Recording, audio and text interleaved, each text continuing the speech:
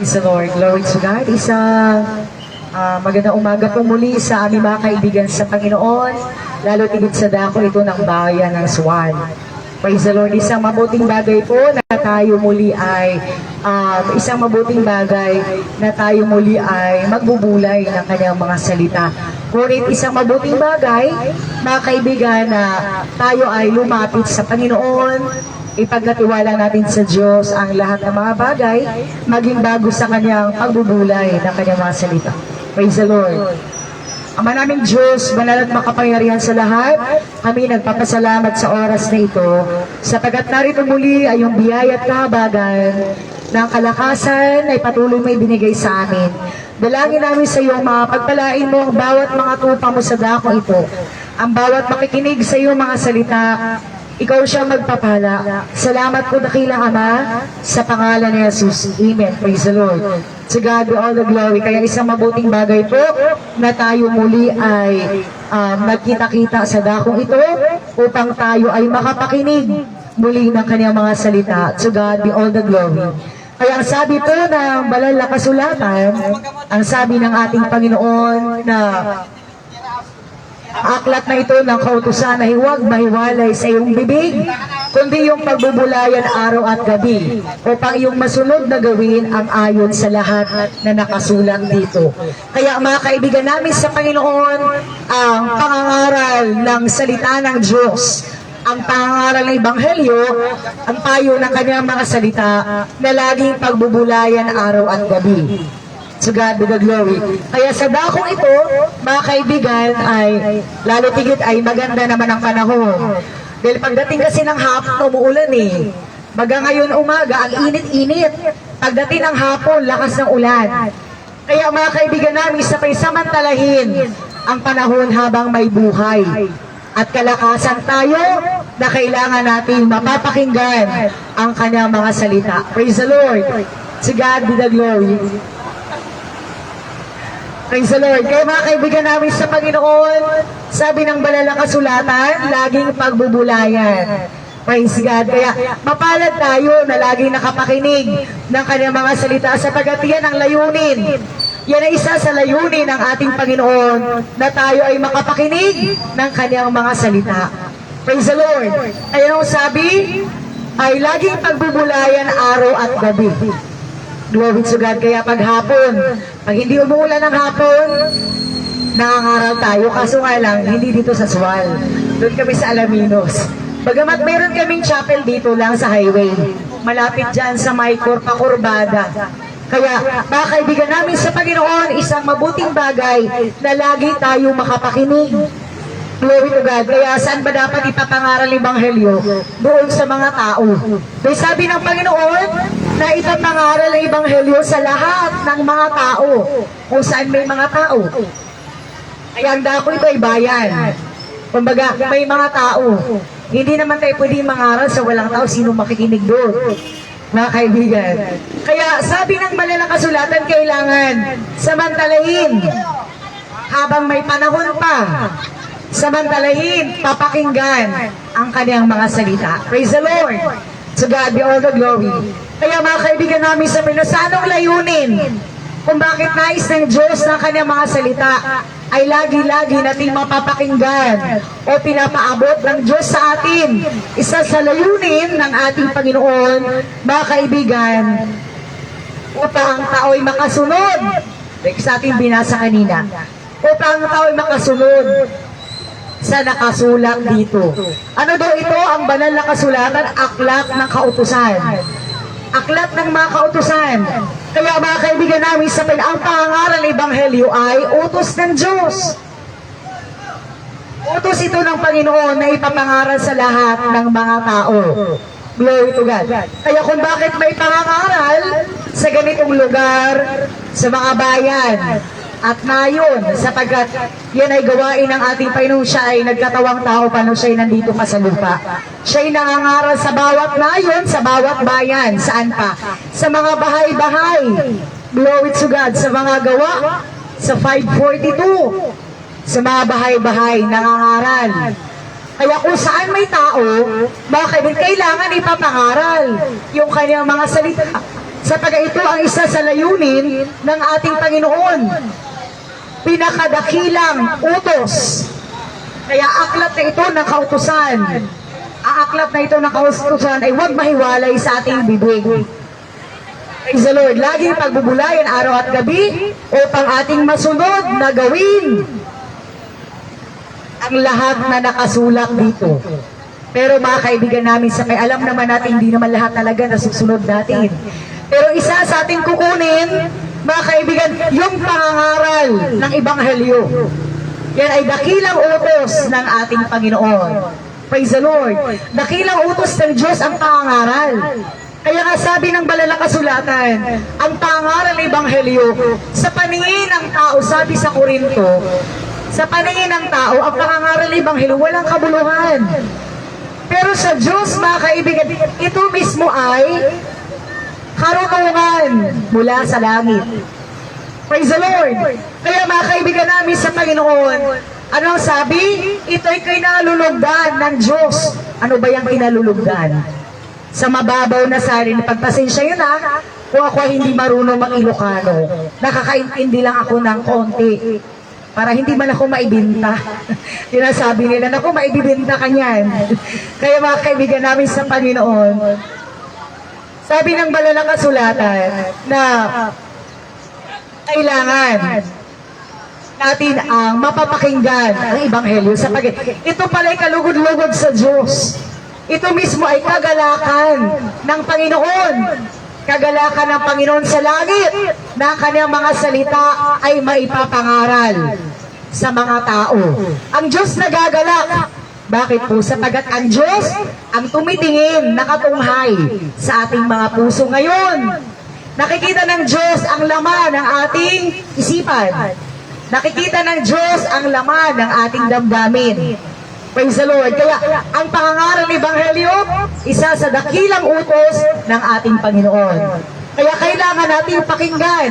Sapagkat kung bakit sabi na kailangan ipapangaral upang masunod natin ang kanyang mga kautusan. Kaya ang pangangaral ng Ebanghelyo number 1, na dakilang utos, mga kaibigan, at ano pa sabi? Upang mapapakinggan ng tao ang pangangaral ng Ebanghelyo. Sa anong layunin, mga kaibigan? Para baguhin ba ang religiyon ng isang katauhan? No. Mga kaibigan, sa layunin na ang tao ay dapat makapakinig. Sa layunin na ang tao dapat makasampalataya. Sa layunin na ang tao ay magtamo ng kaligtasan. Yan ang pinakadakilang layunin ng ating Panginoon na kanyang mga salita ay dapat pakinggan ng tao sampalatayanan at magbubunga ng kaligtasan. Praise the Lord. At ano pa mga kaibigan ang nagagawa ng Ebanghelyo? Nagbibigay ng kapayapaan. Praise the Lord. To God be the glory. Kaya biyaya ng Panginoon, binigyan tayo na, kumbaga, iningatan ng Diyos yung ating mga pagbuto. Kumbaga, yung kapayapaan ay lagi binibigay ng Diyos sa atin. To God be all the glory. Kaya sabi ng banal na kasulatan kasi na kung saan may papangaral ang kanyang mga salita, nariyan siya. Nakasama natin. Kung saan ipapangaral ang Ebanghelyo. Sabi sa banal na kasulatan, sa Mateo, mga kaibigan, na kung saan ipapangaral yung salita ng Diyos, nandyan siya sa ating kalagitnaan. Pagkasama natin ang Panginoon, hindi tayo natatakot. Bakit po? Kasama natin siya eh. Nandiyan yung pag-iingat, nandiyan yung kapayapaan na kanya ibinibigay sa atin. To God be all the glory. Kaya mga kaibigan namin sa Panginoon, sa dakong ito, ang Diyos may layunin. Anong isa sa layunin ng ating Panginoon? Mga kaibigan, tayo makapakinig ng Ebanghelyo, makasampalataya. Bakit mahalaga ang pagsampalataya sa Ebanghelyo? Luke 18 verse 8, mga kaibigan, ang pagsampalataya sa Ebanghelyo mahalaga dahil yun ang hahanapin ni Christ sa kaniyang muling pagbabalik. Mga kaibigan, naniniwala ba tayo na si Christ ay muling babalik? Merong second coming. Glory to God. Kaya isa sa mga sinyalis, isa sa mga sign na ang Diyos, si Christ, ay muling babalik itong pangangaral. Itong pangangaral. Dahil sabi ng Panginoon sa Mateo, ipapangaral Ebanghelyo sa lahat ng mga tao, sa buong sanlibutan, at kung maggagawin darating ang wakas. Kaya mga kaibigan namin sa Panginoon, merong second coming. Ang Panginoon ay muling paririto. Kaya kailangan, bago siya dumating, kailangan ipapangaral Ebanghelyo, hindi lang sa Pilipinas. Kaya tayo, biyaya ng Diyos, meron tayong mga kasamahan sa global mission. Sa Canada, sa New Zealand, sa part ng US, saan pa? Marami. Sa Hong Kong, sa China, sa Japan. Mga kaibigan, kung saan may pangangaral. Mga kaibigan, may paglingat ang Diyos sa atin. May pag-iingat ang Diyos. To God be the glory. Kaya sabi, kailangan ipapangaral ang salita ng Diyos sa lahat ng mga tao, sa buong sanglibutan. Kaya kung bakit laganap ang pangangaral ng kanyang mga salita, sapagkat yan ang layunin ng ating Panginoon upang tayo makapakinig, upang tayo makasampalataya, at higit sa lahat, magtamo tayo ng kaligtasan. Anong uring kaligtasan? Mga kaibigan, maraming uring kaligtasan kasi. Merong kaligtasan sa gutom, kaligtasan sa disgrasya or aksidente. Yan, maraming uring kaligtasan na yan mismo dito lang sa lupa. Yung kaligtasan ay tinutukoy ng Panginoon sa atin na nais niya na ating kamtin, ating makamtan. Kaligtasan ng kaluluwa ng tao. Praise the Lord. Mga kaibigan, naniniwala ba tayo na tao may kaluluwa? May kaluluwa ang tao. Hindi pwedeng wala. Mga kaibigan, sabi sa 1 Timothy, sa 1 Thessalonians 5:23, ang tao mayroong tatlong elemento. Katawan, kaluluwa, at espiritu. Hindi pwede magkahiwalay yan. Dahil pag humiwalay yan, yung kaluluwa at espiritu humiwalay sa katawan, automatic yan. Wala nang buhay ang katawan. Automatic yan, patay ang tao. Kaya hindi pwede walang kaluluwa. Kaya yun ang nangailangan ng kaligtasan, yung kaluluwa ng sangkatauhan.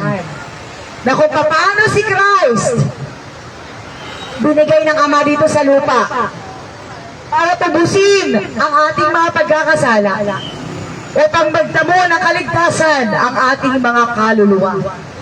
Kaya mga kaibigan namin sa lagi nating alalahanin, palawakin na natin ating kaisipan. Mga kaibigan, ang katawan natin, temporary lang ito sa lupa. Ay di ba nga, di ba wala, di ba may kasabihan walang forever. Mga kaibigan, wala talagang forever sa lupa eh. Bakit po? Kahit sa mag-asawa, huwag kayong magalit sa akin ha.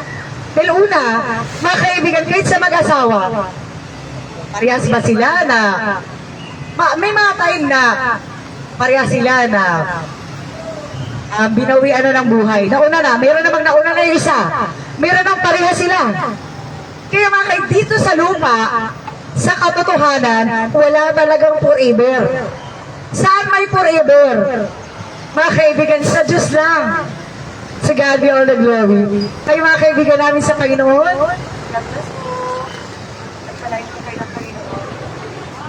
sa God be the glory. Kayo mga kaibigan namin sa Panginoon, sa Diyos tayo may forever. May buhay na walang hanggan. Yung pangako ng Diyos kasi sa atin, yan yung magpakailan-kailan man eh. Sa God be all the glory. Kayo mga kaibigan namin sa Panginoon, sa lupa, temporary lang itong ating katawan. Pero yung ating kaluluwa at espiritu, ito yung babalik sa Panginoon. Ito yung nangangailangan ng kaligtasan. Ito yung nangangailangan ng salita ng Diyos. Praise the Lord. Kaya mga kaibigan namin sa Panginoon, ito yung nangangailangan ng salita ng Diyos. At yung salita ng Diyos na ating mapapakinggan, ito yung kailangan na mag-sustain, magbigay ng pagkain sa ating mga espiritu at kaluluwa. Dahil hindi naman natin pwedeng pakainin ng kanin. yung ating mga kaluluwa at espiritu.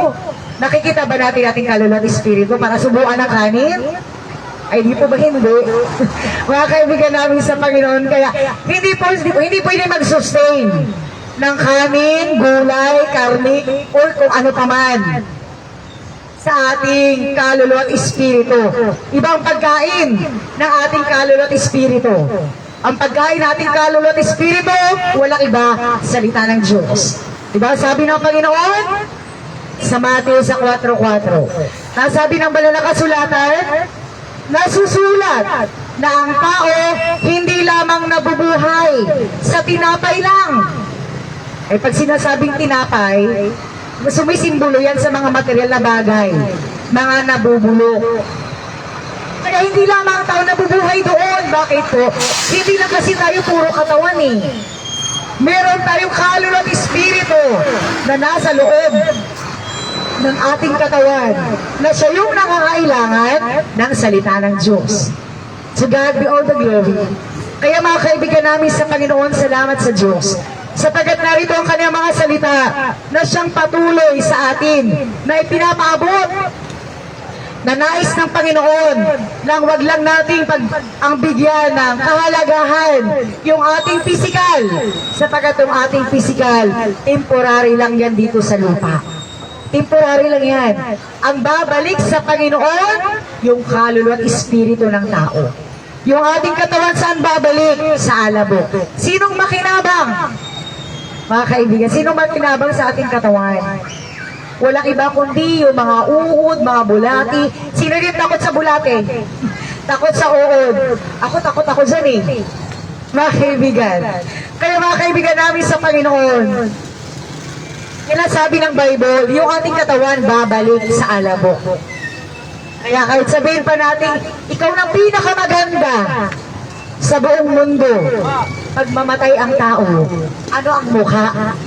Mga kaibigan, pag ang tao ay babalik na sa alabok, mga kaibigan, wala na mukha, iskeleto na eh. Mga kaibigan namin sa Panginoon, kaya sabi ng banal na kasulatan, sa first Peter sa 1:25, ang langit at lupa lilipas, ngunit ang kanyang mga salita mananatili magpakailan-kailanman. Praise the Lord. Ang salita ng Diyos ay mananatili. Ang pangako ng Diyos ay mananatili. Kaya ang pangako ng Diyos, ito yung mananatili magpakailan-kailanman. Ano ang pangako ng Panginoon? Pag ang tao sumampalataya sa Ebanghelyo, pag ang tao makinig, sumampalataya sa Ebanghelyo, tumanggap ng kaligtasan, ang sabi ng banal na kasulatan, tamuhin natin ang buhay na walang hanggan, ang kaligtasan ng ating mga kaluluwa. Praise the Lord. Kaya mga kaibigan namin sa Panginoon, ang salita ng Diyos, ito mismo ang magbibigay sa atin ng kamalayan. Kaya sabi ng Panginoon, lagi natin pagbubulayan ang kanyang mga salita araw at gabi upang ating masunod na gawin ang ayon sa lahat na nakasulat dito. Maraming kautusan ng ating Panginoon. Ngunit mga kaibigan, isa sa ating kukunin itong pangangaral. Nais ng Panginoon ang tao makapakinig, makasampalataya. Sapagat sa muling pagbabalik ng Panginoon, mga kaibigan, ang hahanapin niya sa atin, walang iba kundi ang pananampalataya. Praise the Lord. Yan ang hanapin niya sa atin, pananampalataya. Kaya mahalaga yung pagsampalataya ng tao sa salita ng Diyos. Praise the Lord. Kaya nga sabi sa Roma, papaano sila magsisampalataya o wala silang napapakinggan? Kaya napakahalaga yung meron tayong napapakinggan na pangaral ng Ebanghelyo. At papaano sila magsipakinig kung walang tagapangaral? At papaano sila magsipangaral kung hindi sila mga sinugo? Kaya mga kaibigan namin sa lumang tipan ay nagsasaysay ng salita ng Diyos, walang iba kundi ang mga propeta. Sa bagong tipan ang nagsasaysay ng salita ng Diyos, mga kaibigan, mga apostol. Sila yung binigyan ng Diyos ng karapatan na magpapahayag sa bawat mga bansa, sa buong sanglibutan, ipapahayag, ipapangaral ang ebanghelyo ng kaligtasan. Praise the Lord. Kaya mga kaibigan namin, sa pinapakahalagang kaligtasan ng ating mga kaluluwa. At kalakip dito sa itinuturo ng ating Panginoon sa pangangaral, kalakip dito yung tipan ng bautismo. Ngayon, maaari natin itanong, Sister, ano ba yung kahulugan ng bautismo? Bakit kasama yan sa itinuturo ng Panginoon? Ipapangaral ebanghelyo sa lahat ng mga tao, ang sumampalataya, mabautismuhan, maliligtas. Bakit kalakip yan ay tinuturo ng ating Panginoon sa kanyang ebanghelyo? Mga kaibigan, yung bautismo, yun kasi ang maglilinis sa ating mga kasalanan. Mga kaibigan namin sa Panginoon, yan yung maglilinis sa kasalanan ng tao. Bakit kailangan itong maging malinis? Mga kaibigan, sapagat ang tao haharap sa Panginoon. Mga kaibigan, kung bakit ba ang tao takot mamatay? Sige, pwedeng sumagot. Isa tayo mga nakikinig. Kaya, bakit ba ang tao takot mamatay? Bakit? May idea ba tayo kung bakit ang tao takot mamatay? Mga kaibigan, ang pinaka-point kasi dyan, ang tao hindi pa siya handa. Paano siya maging handa, maging ready, na humarap sa Panginoon? Diba sabi sa ating binasa kanina sa ating teksto, laging pagbubulayan ang salita ng Diyos, araw at gabi, upang ating masunod na gawin ang ayon sa nakasulang dito. Kaya paano natin masunod ang kaniyang mga kautusan? Kaya ito yung salita ng Diyos na nagtuturo. Praise the Lord. Kaya bakit takot ang taong mamatay? Mga kaibigan, sapagat una, hindi pa siya handa. Ramdam niya hindi pa siya handa eh. Paano ba ang tao maging handa? Pwede ba ang tao maging handa sa pagharap niya sa Panginoon? Pwede. Sa biyaya ng Diyos. Itong pangangaral ng Ebanghelyo, itong isa sa paraan ng Diyos para ang tao maging handa sa pagharap niya sa Panginoon. Paano tayo maging handa? Tanggapin natin si Christ na tagapagligtas. Praise the Lord. Glory to God. Kaya tanggapin natin ang Panginoon na tagapagligtas. Paano natin siya tanggapin? Inasa langit siya. Hindi siya natin kasama dito sa lupa, literal, na hindi nakapanahunan ng kanyang pagkakatawang tao. Paano tayo maging handa sa pagharap sa Panginoon na kahit anong oras man, kukunin ng Diyos ang buhay natin? Hindi ako nananakot, ha? Dahil ultimo kami ng mga mangangaral. Hindi rin namin masasabi yung buhay namin kung hanggang kailan kami dito sa mundo. Diyos na nakaalam. Kaya nga sabi, kailangan maging handa. Praise the Lord. Kaya kung paano nga pinaghandaan ng tao yung may darating na kalamidad. Lalo na ngayon, lagi natin napapakin, merong the big one. Paano natin paghandaan yun? Lindol yun eh. Mga kaibigan, na kahit saan ka susuksok, pagbabagsak yung building, walang matataguan ng tao. Kaya mga kaibigan namin sa Panginoon, paano ang tao maging handa sa pagharap sa Panginoon? Mga kaibigan namin sa Panginoon, itong pangangaral ng Ebanghelyo, isa sa way ng Diyos para ang tao maging handa sa kanyang pagharap sa Panginoon anytime. Well, anong oras kukunin ng Diyos ang buhay natin, wala kang takot. Well, ang tao takot mamatay. Mga kaibigan, takot talaga ang tao mamatay. Pero pag wasi kay handa, nasunod mo ang kanyang kalooban, ang kanyang nais, hindi ka natatakot. Praise the Lord. Kaya mga kaibigan,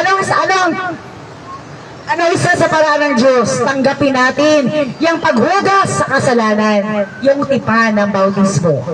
Ngayon, sino ba itong babautismuhan? Sabi ng Bible, hindi yung mga batang sanggol. Hindi yung mga batang mga 7, mga 6 anyos, hindi yan.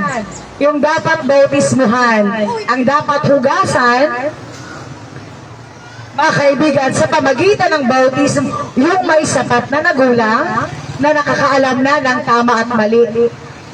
Praise the Lord! To God be all the glory. Kaya mga kaibigan, yan yung isa, yan yung nais ng Panginoon, na kamti ng tao, yung kaligtasan ng ating mga kaluluwa. Praise the Lord, napakahalagang bagay. Yung meron tayong kaligtasan sa ating mga kaluluwa, sapagat mga kaibigan, yan ang mahalaga sa Diyos eh. Yan ang mahalaga sa Panginoon. Sapagat ang Diyos, ang ating kaluluwa at espiritu, yan ang babalik sa Panginoon. Hindi yung ating katawan. May temporary nga lang ito. Temporary na yung katawan natin. Ito lilipas, babalik sa alabok. Ngunit yung ating espiritu, ito yung nangangailangan ng pagliligtas. Ito yung nangangailangan ng salita ng Diyos. To God be all the glory. Kaya mga kaibigan namin sa Panginoon, simple lang ang nais ng Panginoon sa atin. Sampalatayanan natin ang kanyang mga salita, tanggapin natin si Christ bilang ating tagapagligtas sa pamagitan ng kanyang mga salita upang tayo maging handa sa muling pagbabalik ng Panginoon. Upang tayo maging handa sa pagharap sa Diyos, anong oras man, babawiin ng Diyos ang buhay ng tao, wala tayong takot. Praise the Lord, yan ang katotohanan. Glory to God. Kaya sabi nga namin doon sa aming Bible study na meron siyang sakit, meron siyang colon cancer. Mga kaibigan, meron siyang colon cancer. Siya mismo ay namamayat na. Nasa 70 plus, mga kaibigan. Pero biyaya ng Diyos, hindi siya nag-alilangan na tanggapin yung tipa ng bautismo. Glory to God. Kaya panalangin namin sa Kanya, ano yung kalooban ng Panginoon. Dahil biyaya ng Diyos, handa na siya, hindi siya natatakot. Nabawiin ng Diyos ang kanyang buhay. Bakit po?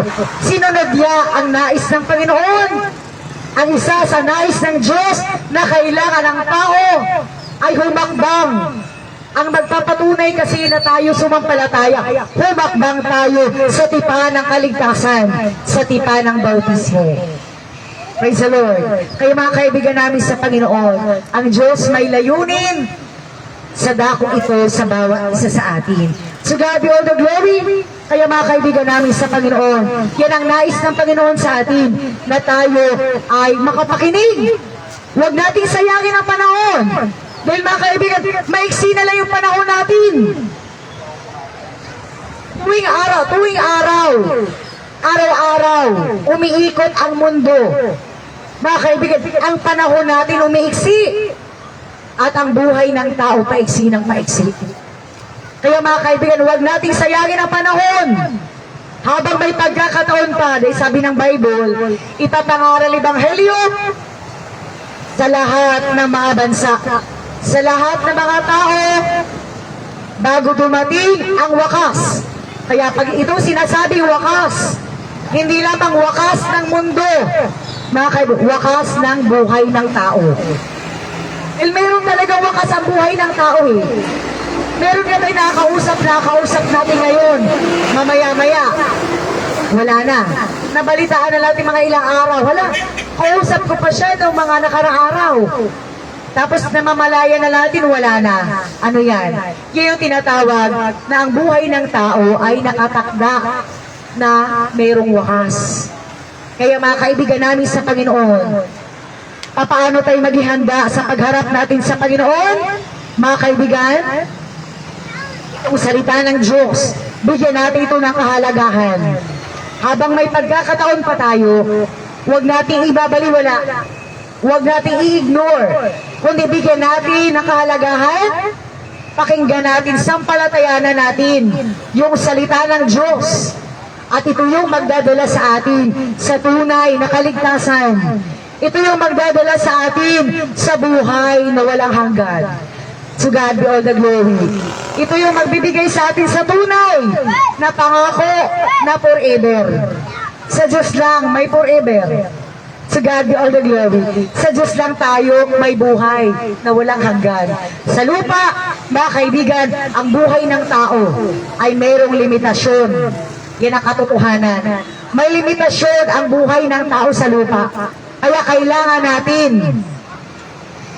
natin mga kaibigan, yung paghahanda, yung kahandaan natin sa pagharap sa Panginoon. Ability ba yung ating pagtanggap ng kaligtasan?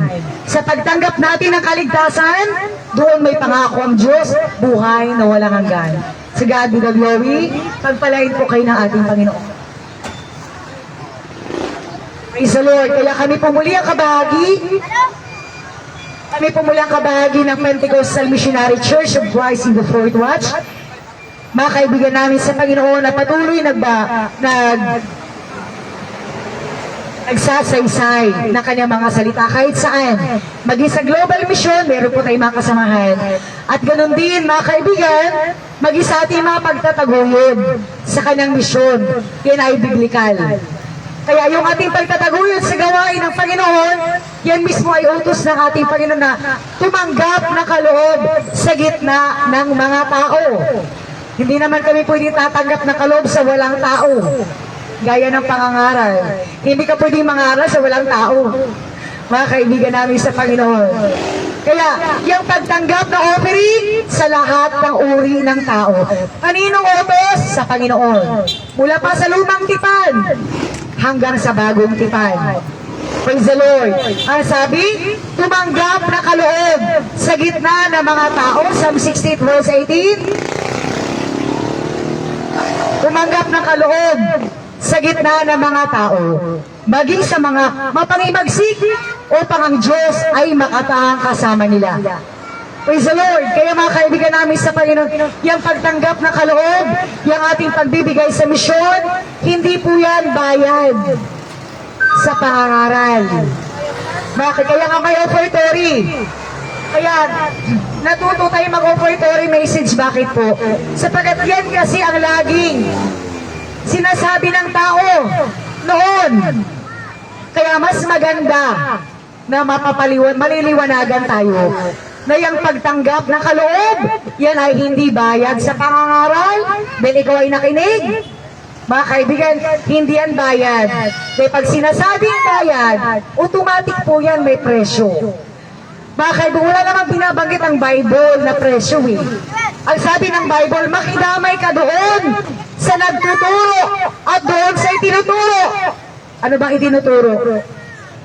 Ebanghelyo ng kaligtasan, suportahan, damayan, yung gawain ng Diyos. Huwag natin isipin, mga kaibigan, na yan ay sahod namin. Wala kaming sahod dito. Dahil kung sahod mismo ang pinag-usapan, hindi namin ipagpalit yung aming trabaho. Hindi kami malalaitin ng tao doon. Payapang aming buhay. Bakit? Walang manglalait eh. Mga kaibigan namin sa Panginoon. Yung pagtanggap namin ng offering, yan ay para sa misyon. Hindi yan bayad sa amin. Hindi yan para sa aming pangangailangan araw-araw. Dahil kung tutuusin ko sa pangangailangan na may araw-araw, yung offering ng tao, makatotohanan lang tayo ha, kung yan ay sa pangangailangan namin araw-araw, kulang yan sa mahal ng bigas ngayon. Magkano bigas ngayon ang kilo? Kung yung offering ng tao para sa amin, sa araw-araw, kukulangin yan sa pangangailangan namin. Mga kaibigan, pero dahil yan sa gawain ng Diyos, utos ng Panginoon na kaloob ang mga tao, maging sa mga tao mapaghimagsik, hindi lang sa loob ng simbahan, upang ang Diyos ay makataang kasama nila. Ang Diyos may pangako mo, sasamahan ka ng Panginoon. Praise the Lord. Kaya kung kayo'y nagbibigay, naghulog sa offering bag, mga kaibigan, kaya yung supot ng salapi, yung offering bag biblikal. Yan ay pinagtagubili ng Panginoon sa kanyang mga apostol. Kaya yung pagtanggap na offering, hindi lang sa lumang tipan, maging sa bagong tipan, sa Lucas. Praise the Lord. Mga kaibigan, yung supot ng salapi at supot ng pagkain ay dadalhin ito. Kanino niya inuutos? Sa mga apostol. Praise the Lord. Kaya mga kaibigan namin sa yung pagtanggap na offering, yan ay maka-apostol na aral. maka-apostol na aral. Naituro yan ni Christ sa kanya mga apostol. Na yung magdala ng supot ng salapi at supot ng pagkain. Ano yung supot ng pagkain? Kaya sa pangangaral namin, lalo na noon sa part ng Cebu, hindi kasi ako talaga Ilocano eh. Ako ay Bisaya. Ilongga, pero lumaki ako sa Cebu, kaya medyo matigas yung aking salita. Baga hindi siya malambing, mga kaibigan. Kaya mga kaibigan namin sa part ng Cebu, pag kami nangangaral, kompleto eh. Kahit hindi ka lalapit sa tao, yung tao mismong lalapit sa amin. Magbibigay na ng gulay, pati bulaklak na eh. Pati bulaklak, pag nangangaral kami, nag-o-offer sila ng kalimang bulaklak. Ang dami, parang bagyo din. Praise the Lord. Kaya sabi ng banal na kasulatan, pag sinasabi kasing love offering, pag ano ino-offer ng tao, sa pangalang, ikaw ay missionary, sa pangalan, sa gawain ng Diyos, hindi yan babaliwalain ng Panginoon. Kaya yung pagtanggap na offering, mga kaibigan, yan ay biblical. Si God be the glory. Kaya yung ating binibigay, maging gulay man yan, mga kaibigan, kung ano man, mapagkain man yan. Kaya maalala ko dito noon, nung ako'y nangangaral dito noon, kasi pa ako'y nagbabakasyon, dahil may trabaho ako sa Maynila eh. Pa ako'y nagbabakasyon, ang aking bakasyon dito, pangangaral. Kaya maalala ko dito sa Swal, dyan sa loob, mismo mayroong nagpapamerienda sa akin dyan. Inaabangan niya pa ako'y tapos na mangaral, tatawagin na ako papameriendahin. Mga kaibigan namin sa hindi nawalan ng ganti ang Diyos. Bakit po? Pinagpala siya eh. Glory to God. Sa pangako kasi ng Diyos yan. Yung ating pagbibigay, hindi lamang sa pera, hindi lamang sa pinansyal na pagtataguyod sa pangangaral Ebanghelyo, bagi yung mga gulay at pagkain. Mga kaibigan namin sa Panginoon, kaya minsan may nagbibigay sa amin ng bawang, sibuyas, kamatis, kompleto na. Meron pang mantika. Ay maalala ko sa Cebu eh. Sa Cebu kompleto, meron ng magnolia chicken. Kaya kompleto doon, hindi ka na kailangan na nandyan na yung kanilang mga offering. Pero mga kaibigan, sila ba pinabayaan ng Diyos? Hindi. Binabalik ng Diyos sa kanilang biyaya ang mga pagpapala. Sapagat pangako ng Diyos yan. Sabi ng banal na kasulatan, mapalad na nagbibigay kaysa tumatanggap. Sino dito yung mapalad kayo na nagbibigay? Si God be the glory. Ano pa sabi ng banal na kasulatan? Ibabalik ng Diyos ang lahat ng bagay. Pag sinasabi kasing lahat ng bagay, hindi na yung pinansyal na offering mo para sa misyon. Number 1, yung buhay at kalakasan. Dahil mga kaibigan, pag sinasabing lahat ng bagay, mga kaibigan, number 1 dyan, yung buhay na. Dahil pag ang mga material nawawala, pwedeng maibalik. Pero pag once ang buhay nawawala, hindi na kayang maibalik. Mga kaibigan, sabi ng Panginoon, ibabalik ko ang lahat ng bagay. Number 1, yung buhay at kalakasan. Si God, glory to glory. Kaya mga kaibigan namin sa Panginoon, sa iyong pagtulong sa misyon, ang Diyos patuloy na magpapala sa bawat isa sa inyo. Uulitin ko po ha, hindi po yan bayad sa iyong pakikinig. Hindi yan bayad sa pangangaral. Kundi yung pakikibahagi natin sa misyon, pagtupad natin sa utos ng ating Panginoon. Paano yung pagbibigay? Ang hinahanap ng Diyos, magbigay na ayon sa ipinasya na iyong puso. Paano ba ang tao na nakapagbigay? Napagpapasya ng kanyang puso. Number 1, mayroon siyang kagalakan. Sabi ng banal na kasulatan, magbigay ka na ayon sa ipinasya na yung puso hindi mabigat sa loob. Eh, paano ba naging mabigat sa loob yung pagbibigay? Paglabag sa iyong kalooban. Paglabag sa kalooban talaga, mabigat talaga sa loob yan. Pero pag once bukal sa puso, malayo ka pa lang. Nakangiti ka na. Bakit excited ka na magbigay, tumulong sa misyon? Dahil alam natin ang pangako ng Diyos smartphone sa nagbibigay na may kagalakan. Sasamahan ka ng Panginoon. Saan ka sasamahan? Maaari sa iyong paghanap buhay, sa iyong pamamasada, sa iyong mga business. Praise the Lord.